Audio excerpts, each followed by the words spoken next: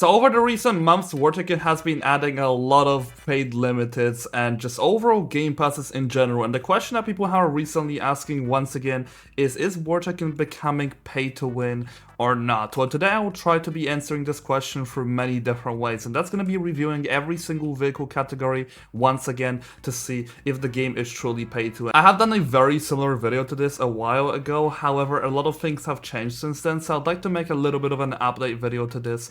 So anyway, let's just go ahead and actually jump right into it. There has been a lot of changes, and firstly taking a look at the planes. So previously, I believe a few months ago, if not even a year ago, I have personally said that the planes are not pay to win. However, since the recent updates, I'll unfortunately have to be changing my mind completely, and I'll explain to you why. Because in order for something to become pay to win is to give it a clear advantage over the free-to-play items, and there is a massive advantage over here, and I'm going to be explaining it to you guys right here. So first of all, one of the important things I gotta consider with planes is that the paid versions of the planes have something called a double defense kit. I already talked about this before, I'm not going to be making it too long. You got stealth and you got flares. You have this on the F-47, you got these on the F-35I, and you got this on the F-35A. However, no free-to-play vehicle actually has this feature, so that already is paid to win on its own. The other thing which I'd like to also consider, how many paid vehicles they added recently, which these planes are just simply much above the free-to-play versions, like the F-47, we have the Berkut, we got the Seahawk, we got the F-35A, B, and I. All of these things are just simply much better than their free-to-play counterparts, and it's just simply not close. So firstly, I'm gonna have to give the point towards the pay-to-win, because I believe the planes are clearly at a very huge bias towards the paid players as of this current moment. And now moving into the helicopters, and that's where things do get kind of interesting, because I'm gonna have to say this is a very hard one to decide. So firstly, starting with the Mi-28 Havoc, this helicopter is clearly not pay to win. It's been buffed multiple times because people said it's not even a good game pass of its own, and right now I still have to say it's just not that good of a helicopter at all. However, what does carry the helicopters in terms of pay to win is gonna be the Mi-24 Super Hind and the Apache Longbow. Those two have clearly been dominating the meta for a while. However, I'm gonna be completely honest, as of the recent updates, whenever they added the Ka-50 Black Shark and they fully buffed the Mi-24 Hind, they honestly made the gap between free-to-play and pay-to-win not even a gap at all. I'm gonna be honest, in a lot of cases the Mi-24 Hind can't even be the best helicopter in the game just because of the firepower it provides. It's amazing for air-to-air combat if you manage to land your shots. It's amazing at taking down ships and ground targets if you may manage to hit your shots. So it's kind of like a learning curve to this helicopter, unlike the Super Hind and the Longbow. However, I feel like overall this helicopter just has much better damage potential as a whole, and I genuinely just feel like it's making the helicopters not really fall behind the paid versions of them. So honestly, if I have to make a final decision here, I'll have to say the helicopters are currently not paid to win. There are a lot of good free-to-play helis right now, and the gap between the paid and the free-to-play items is not even existent considering the Mi-24 Hind and the Ka-50 exist. And now moving into the ground vehicles, which is also where things do get kind of interesting. Previously, where the Boxer was just a Game Pass ground vehicle, it wasn't even close. I would not say that the ground vehicles were pay to win anyway. However, they just added the Striker M Sherrod, which is currently the best ground vehicle in the game. However, not really by much, to be honest, and it's more like a versatile vehicle rather than being the best at everything type of vehicle. With this, they also buffed the JOTV, which I see quite a lot of people using recently. However, I'm gonna have to say the ground vehicles category does also have just some solid vehicles in general which are really good, like the VCSE Mephisto. You could specifically use this thing since it costs you exactly 0 parts. Come out, abuse your spawn protection, fire some missiles, and then just go back in and do the strategy all over again.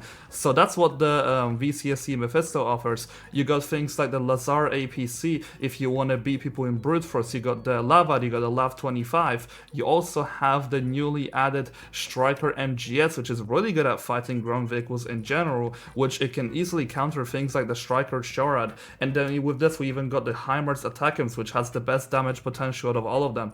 So once again, if I have to honestly make a choice here, I don't think the ground vehicles are paid to in any way, and I think the Striker M Sherrod is the perfect game pass for them since it doesn't put you that much above other vehicles. It's just versatile and nothing else. Now moving into the tanks, and I think this is a very easy pick to make. A lot of people say that the Abrams X is not that good of a tank. I personally don't believe in that. I believe the Abrams X is extraordinarily good and it's very much worth its parts in terms of its overall power. However, the only really pay-to-win vehicles, or the paid vehicles which we have here, is the Abrams X and the TL-55. The TL-55 is simply just not a good tank on its own. It does have decent potential with its flamethrower, but the person has to be stupid once you're fighting them. And then the Abrams X is clearly a ranged tank and it's not really a brawler.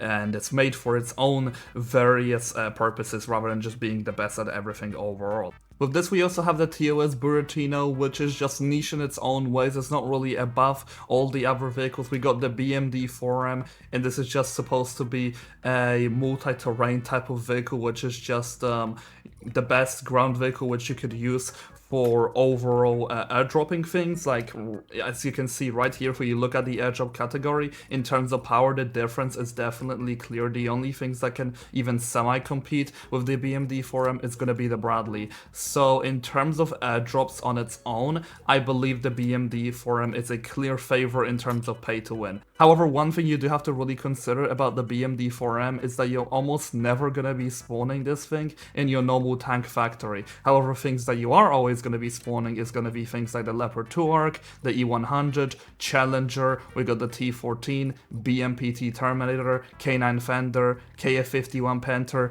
And those tanks are really all really good in general, and I could really say that a lot of them even come close to the power of the Abrams X. I think the Terminator and the Leopard 2 Arc are clear contenders to the Abrams X. So in general, I will have to say on some sides, I will say the tanks can be paid to win because the BMD 4M is the best droppable vehicle. However, in terms of just overall spawner vehicles which we use in the tank factory, I just don't think that the tanks are paid to win as a whole. Now moving into the submarines, and this is once again where things might be a little bit controversial. Some people say that the Typhoon class is really overpowered as a vehicle, and that's literally every single submarine in this game, so the Typhoon class isn't really special in this way. Plus, this thing is literally just a copy and paste of the Bore that gives it some extra missiles. But other than that, there's nothing more to really talk about here. I just don't think that the submarines are paid to win. You could use the Los Angeles class to be stealthy and use your TV-guided missiles underwater, and actually one-shot vehicles use the Bore for bunker busting and just overall versatility. And then the Typhoon class, literally, it's just another Bore that's more expensive in terms of its part cost. I just don't think the submarines are paid to win. I think the Typhoon class as a whole is by far the worst game pass in the game in terms of overall value. It doesn't provide you that much of an advantage, so that's why I don't believe the submarines are paid to win at all. However, a vehicle class that clearly has some bias behind it in terms of pay to win is going to be the ships. Because the USS Zumwalt and the USS Independence are clearly just above all the other ships. Just look at the quality of the ships compared to these two. I think this is pretty clear to make. I guess you have the Project 1124, which can be used for brute force exchanges. You got the USS Douglas, which can be pretty versatile. But then once again, the USS Zumwalt and the Independence X just happen to be so much more versatile and so much more multi-purpose for literally everything. Where the standard Independence, it's still really good, but it just doesn't really come that close to these two anymore. So now lastly, moving into the Hovercrafts, and once again, before the AVH Reaper wasn't that good of a vehicle, so it wasn't really able to go toe-to-toe with the Overlord, and it still really isn't. I will have to make my decision here. This is a pretty easy decision to make. The Hovercrafts are clearly paid to win. But yeah, guys, do let me know in the comment section down below, do you think the game is currently pay to win or not? And the final verdict which I'm going to be making in this video is that there are some certain categories of vehicles which clearly have a pay to win preference on the side of the devs. However, for the most part, most of the vehicle categories are not pay to win, and honestly, you could do extremely well without spending a single dollar on the game. But you'll definitely have to watch out for the planes, because they definitely have the most clear pay to win in the game as of now. But yeah, do let me know in the comment section down below what you think, and thank you all so much for watching, and thank you so much to all my channel members.